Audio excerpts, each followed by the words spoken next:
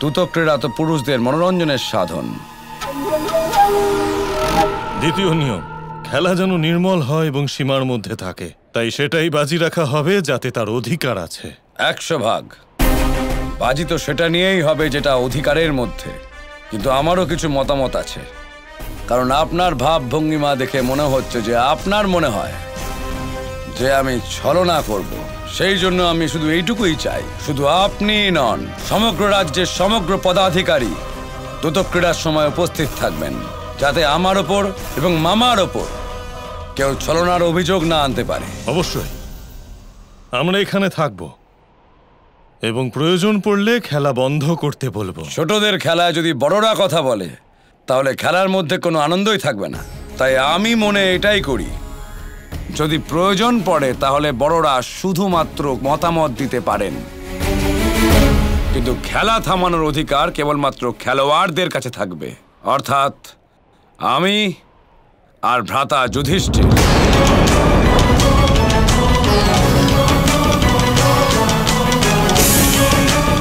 আমি রাজি আছি। আর তাছাড়াও এই খেলা তো কোনো যুদ্ধ নয়।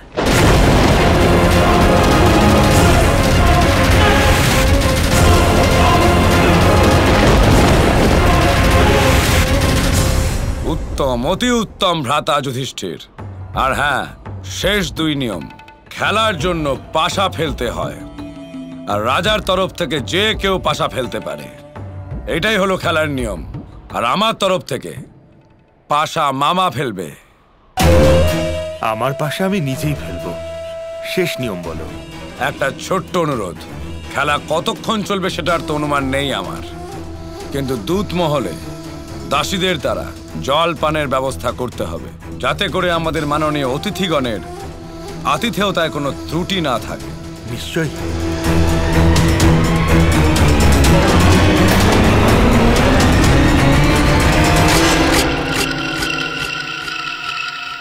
তাহলে চলুন সম্রাট, দূত মহলের দিকে যাওয়া যাক। ভ্রাতা দুর্যোধন, এইসব নিয়ম থাকলে আপনার প্রতিশোধ কিভাবে পূরণ হবে? নিয়মকে শত্রুর কবজ মনে করলে কখনো জেতা যায় না। জিত তারই হয় যে নিয়মকে তার নিজের অস্ত্র বানিয়ে ফেলে।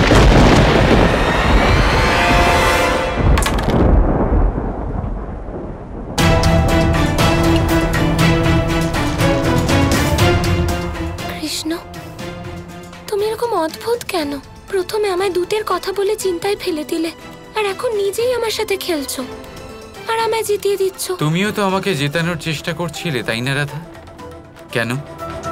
এটাই তো আমি প্রমাণ করতে চাইছি, এটাই আমি সংসারকে বলতে চাইছি রাধা। যখন হৃদয়ে ভালোবাসা থাকে, যখন আমরা কাউকে ভালোবাসি, তখন আমরা এটাই চাই যেন সেই ব্যক্তিই জেতে।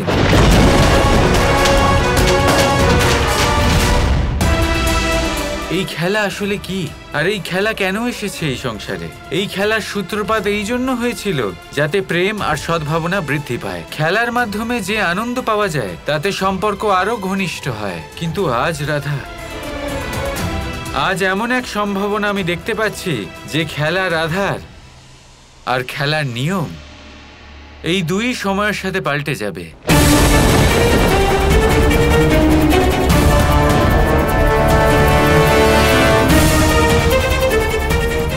আজ প্রেম আর সদ্ভাবনা এই খেলাকে ত্যাগ করবে।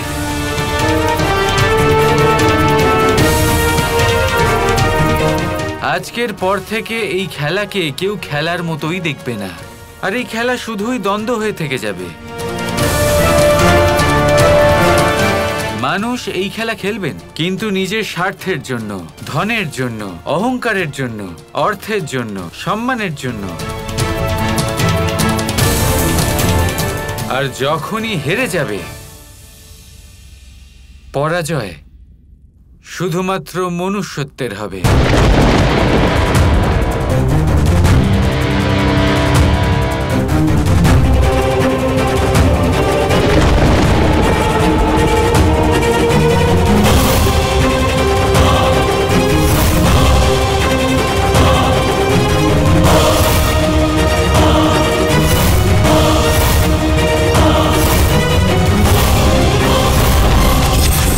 খুব বড় একটা রহস্য রয়েছে যা যুধিষ্ঠির জানে না।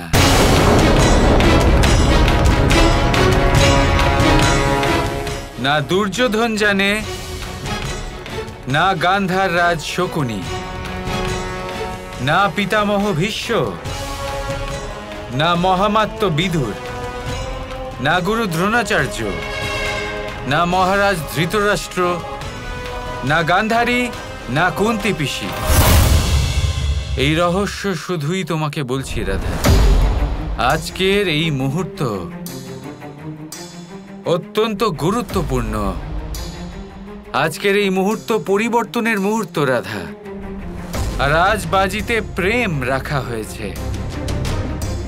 আজ যদি প্রেমের জয় হয় তাহলে মনুষ্যত্বের জয় হবে, কিন্তু যদি প্রেম হেরে যায় তাহলে এই সমগ্র সংসার মহাযুদ্ধের সম্মুখীন হবে। আমি আমার ইন্দ্রপ্রস্থের মায়ামহল বাজিতে রাখছি। আর আমি হস্তিনাপুরের সবচেয়ে দামি স্বর্ণমহল বাজিতে রাখছি।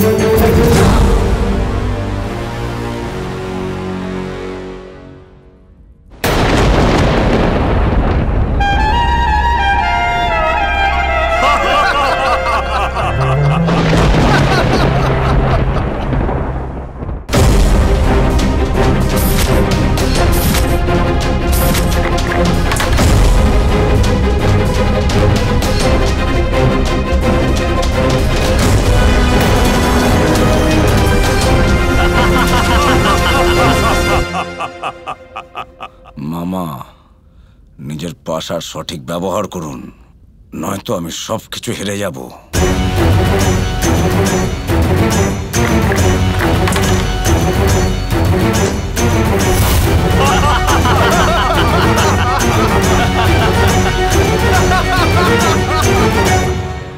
আমি হস্তিনাপুরের যুবরাজ আমার সমস্ত অর্জিত সম্পত্তি বাজিতে লাগাচ্ছি।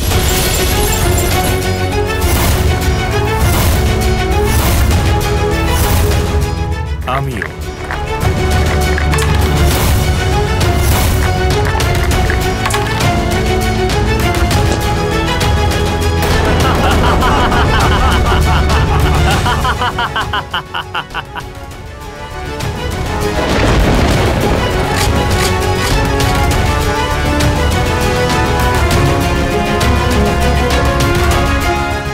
এই দানে আমার মহল।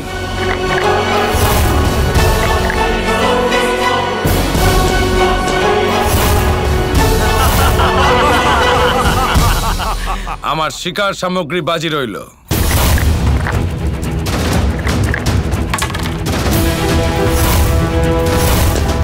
আমার স্বর্ণরথ আর সেনা।